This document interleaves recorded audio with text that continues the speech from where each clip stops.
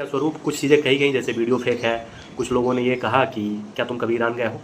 पहली चीज़ मैं ये बताना चाहता हूँ कि एक एग्जाम्पल के थ्रू समझिए कि कई बार कुछ जगहों पे जाके ही आप किसी चीज़ को सपोर्ट या अपोज नहीं करते। आप एग्जाम्पल लीजिए, जैसे आपको कैसे पता, या फिर ईरान में रह रहे लोगों को कैसे पता, टर्की में रह रहे लोगों को कैसे पता कि इंडिया और पाकिस्तान के बीच में कश्मीर एक इशू है। आपने यूएन रिपोर्ट्स पढ़ी होगी, यूएन रिजोल्यूशन कुछ आया होगा, उस पर कुछ पढ़ा होगा आपने, इंडिया पाकिस्तान के कॉन्टेक्स्ट में लोगों ने पब्लिक फोरम पे जाके कुछ बोला होगा दोनों साइड का, जो कश्मीर है। तब आपको पता चला होगा कि नहीं, कश्मीर एक जगह है, एक एरिया है जो इंडिया और पाकिस्तान के बीच में एक इशू बना हुआ है। इससे पता चला है कि फिर आप ट्रैवल करके ईरान से, टर्की से या लंदन से कश्मीर आए, ट्रैवल किए, देख लिए, दोनों साइड के लोगों से मिल लिए, फिर आपने बताया अरे ये तो कश्मीर एक इशू है। ऐसा कुछ किया आपने? नहीं।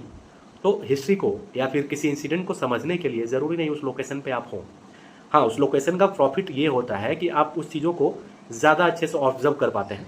अगर ऑब्जर्विंग मेंटेलिटी है आपकी, उसके लिए खुला दिमाग होना चाहिए। अगर है तो अच्छी बात है, लेकिन इसका मतलब ये नहीं कि जो स्कॉलर जिसका काम है, जो पीएचडी कर रहा है मिडिल ईस्ट पे, जिसका इजराइल को लेके काम है, ईरान को लेके काम है, ठीक है, कंपैरिजन हो इंडिया के साथ, उस इंसान को कुछ पता नहीं है, या ईरानियन राइटर्स की उसने किताबें ना पढ़ी हो, या ईरानियन महिलाएं जो बीबीसी पे या फिर बहुत सारे फोरम पे जाके बोल रही हैं ईरानियन रिजीम के बारे में, वो गलत है। ठीक है, तो सवाल यही है, और उस पूरी वीडियो का मकसद सिर्फ यही बताना था कि कैसे कि ईरान की जनता और यूएन रिपोर्ट्स को और गमान रिपोर्ट्स को, कई सारे इंटरनेशनल ऑर्गेनाइजेशंस के रिपोर्ट को मैंने साइट किया था, बट बहुत सारे लोगों ने उस वीडियो पे प्रतिक्रियाएं तरह तरह से दी। बट जिसकी जैसी सोच, आज मैं उन रिपोर्ट्स को फिर से साइट करूंगा और मैं बताऊंगा कि कौन सी रिपोर्ट कब आ रही है और उस रिपोर्ट में एक्चुअल में है क्या, और साथ साथ आपको वो रिपोर्ट देखने को भी मिलेगी। ठीक है, वो मैं लिंक में भी ऐड करूंगा, एज वेल एज इस वीडियो में भी देखने को मिलेगी। तो चलिए शुरू करते हैं। सो पहला पॉइंट था मेरा हिजाब कानून। ईरान में हिजाब पहनना एक निजी पसंद की चीज़ नहीं है, बल्कि एक कानून है। 2022 में एक इंसिडेंट हुआ था, अगर आपको अच्छे से याद हो, एक 22 साल की लड़की जिसका नाम था महसा अमीनी, ठीक है, तो उसमें ईरानियन पुलिस क्या करती है, उसकी मोरल पॉलिसिंग करती है और उसको गिरफ्तार करते हैं। गिरफ्तार किस बेस पे करती है? इस बेस पे कि उसने हिजाब सही तरीके से नहीं पहना है। उसको अरेस्ट किया गया और हिरासत में उसकी मौत हो गई थी, और उसके बाद पूरे देश में प्रदर्शन हुआ था। ठीक है, लेकिन सरकार को कानून बदलने की बजाय सरकार ने क्या किया, उस कानून को और सख्त कर दिया। ठीक है, यूएन की रिपोर्ट 2022 में यूएन की रिपोर्ट आती है, कहती है कि जो महसा की मौत है वो सरकार की ओर से की गई हिंसा और जो महिलाओं के साथ जो जेंडर आधारित भेदभाव ईरानियन सोसाइटी में, उसका नतीजा था। रिपोर्ट ये भी कहती है 1979 से लेके, मतलब ये इस्लामिक रिवोल्यूशन से लेके अब तक ईरानियन सरकार ऐसे कानून बना रही है जो महिलाओं को बोलने, सोचने, पहनने, इन सब की आज़ादी धीरे धीरे उसमें एक रिस्ट्रिक्शंस आता जा रहा है। 2023 में यूएन की एक और रिपोर्ट आती है जो ये बताती है कि अब जो महिलाओं की स्थितियाँ और बदतर होती जा रही है, और बिना हिजाब वाली जो महिलाएं हैं उनसे एक कैमरे से नज़र रखी जा रही है, और उनके बिजनेसेस बंद किए जा रहे हैं, और उनके ऊपर सख्त ड्रेस कोड लागू किए जा रहे हैं। यानी ये सिर्फ एक कपड़े की बात नहीं रही, यह महिलाओं के शरीर, सोच पर सरकार के कब्जे की कहानी है। दूसरा पॉइंट मेरा ये था कि तेल के बाद ईरान गरीब क्यों है? यूएई है, सऊदी अरेबिया है, इनके पास भी तेल है, बट यूएई और सऊदी अरेबिया ईरान से बेहतर क्यों है पर कैपिटा इनकम के मामलों में? इनकी जीडीपी अच्छी है, ऐसा क्यों है? ऐसा इसलिए है, जैसे मैं एक कंपैरिजन बता देता हूँ ताकि लोगों को लगे जो मैं उस वीडियो में बोल रहा था अपने मन से, अपने दिमाग से, सपने में देख के नहीं बोल रहा था। मैंने यूएन रिपोर्ट पढ़ रखी थी, उस बेसिस पे बोल रहा था। ईरान की जो प्रति व्यक्ति इनकम है, 2022 में एक रिपोर्ट आती है, ठीक है, WB की भी है और IMF की है, मैं लिंक में ऐड करूँगा, आप देखिएगा। ईरान की प्रति व्यक्ति आय है केवल 3 लाख रुपए। यूएई की कितनी है? 22 लाख, और सऊदी अरेबिया की 40 लाख। अंतर समझ में आया? मतलब सऊदी अरेबिया की कम से कम 15 और 14-15 गुना अधिक है ईरान के प्रति व्यक्ति इनकम से, जबकि ईरान के पास भी सेम तेल है, सऊदी अरेबिया के पास भी और यूएई के पास भी है। तो अतः मैं जो बताना चाह रहा था कि ये जो चीज़ है ना, ये सिर्फ तेल की चीज़ नहीं है, ये सोच की चीज़ है। सऊदी अरेबिया और यूएई जो है, ये तेल से कमाए पैसों को सैकड़ों स्कूलों, टूरिज्म, बिजनेस, टेक्नोलॉजी में लगाती है।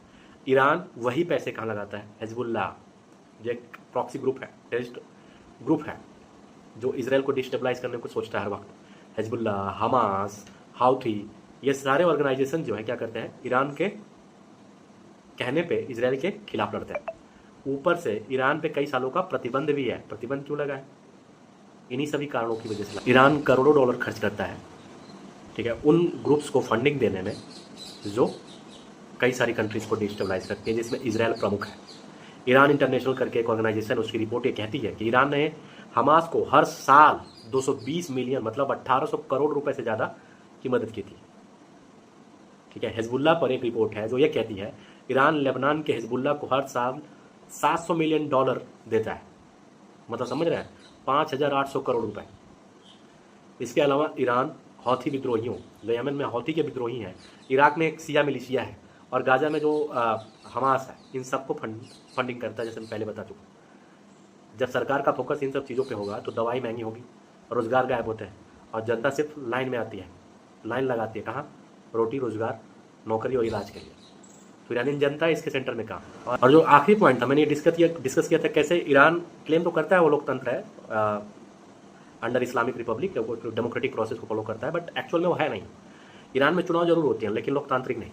राष्ट्रपति को जनता चुनती है, लेकिन असली ताकत सुप्रीम लीडर के पास होती है, जो जिंदगी भर के लिए होती है, जनता उसे हटा ही नहीं सकती। गार्जियन काउंसिल नाम की एक बॉडी तय करती है कि कौन चुनाव लड़ सकता है कि नहीं, और यह मैंने पिछले वीडियो में भी यही बात की थी। ह्यूमन राइट्स की एक वॉच रिपोर्ट है जो ये कहता है कि ईरान के चुनाव न तो स्वतंत्र है और न ही निष्पक्ष है, वह राजनीतिक मुकाबला सिर्फ नाम का होता है, असली में सब पहले से ही तय होता है। यानी जनता के पास वोट तो है पर विकल्प नहीं है। क्यों? क्योंकि गार्जियन काउंसिल उन्हीं लोगों को चूज करता है जो सुप्रीम लीडर के लॉयल होते हैं, और इसलिए ह्यूमन राइट्स वॉच की रिपोर्ट ये कहती है। मैं नहीं कह रहा, मैं गया नहीं हूँ, ये लोग गए हैं, ये जाते हैं वहाँ पे स्टडी करते हैं, यूएन एजेंसीज जाती हैं, स्टडी करती हैं, एंड देन उनका रिपोर्ट पब्लिश होता है। ऐसे हवा में नहीं आ जाता रिपोर्ट पब्लिश होकर, मेहनत करते हैं, स्टडी करते हैं, रिसर्च करते हैं। ये चारों पॉइंट हैं, बट इन चारों पॉइंट्स को समझने के लिए दिमाग खोलना पड़ेगा। दिमाग खोलने का तात्पर्य सिंपल सा ये है कि जब तक एक सिटीजन की तरह नहीं सोचेंगे, सिटीजन एक इंडियन सिटीजन होने के साथ साथ, या फिर जिस देश के भी सिटीजन है, एक इंटरनेशनल सिटीजन की तरह कि हाँ दुनिया में कहीं भी गलत हो वो गलत है, गलत और सही अगर सिलेक्टिव है तो फिर ऐसी हाइपोक्रेसी हर कोई जानता है, और ऐसे लोग एक्सपोज हो जाते हैं, और ऐसे लोग फिर किसी का भी साइड लेने लायक नहीं होते हैं, और they should not take stand of for anybody. तो फिर अपने रिलीजन से चिपके हैं, चाहे कोई भी हो, किसी भी रिलीजियस ग्रुप का, अपने रिलीजन से चिपके हैं, रिलीजियस थॉट प्रोसेस और जो भी थॉट प्रोसेस है उसी को फॉलो करना है वो करें, मुझे कोई प्रॉब्लम नहीं है। लेकिन एटलीस्ट जो रेशनल है, जो सोच सकते हैं वो सोचें, सोचे, सवाल करें, ठीक है, सोचें। ये रिपोर्ट जो आ रही हैं यूएन ऑर्गेनाइजेशंस की, और यूएन ऐसा एजेंसी है जो दुनिया भर में उन कंट्रीज़ के बीच में उनकी एजेंसीज हैं, ईरान में भी बंद नहीं हुई है, आज भी मेडिकल असिस्टेंस से लेकर बहुत सारी चीज़ें ईरान को भी देता है। तो ये सब सारी चीज़ें आपको समझनी होंगी, जाननी होंगी। अगर राजनीति को, इंटरनेशनल पॉलिटिक्स को समझना है तो पहली चीज़ अपने दिमाग से अपना क्लास बायसनेस, ठीक है, अपना जो पहले से प्री अजम्पशन है कि ये इस धर्म का है या फिर ये इस कास्ट का है तो इस तरह से ही सोचेगा, इसको निकालिए, तब इंटरनेशनल पॉलिटिक्स समझ में आती है, तब पॉलिटिकल साइंस समझ में आता है, सोशियोलॉजी समझ में आती है, तब कोई भी विषय समझ में आता है। तब आप इन बेवकूफ़ियों से बचते हो, किसी को टैग देने से बचते हो, किसी वीडियो को फेक कहने से बचते हो। इससे प्रॉब्लम ये है कि बड़े यूट्यूबर कई सारे आपको साइड करके चीज़ें अगल बगल दिखाते रहते हैं कि उनके पास हाईटेक टेक्नोलॉजी होती है। हम अभी शुरू कर रहे हैं,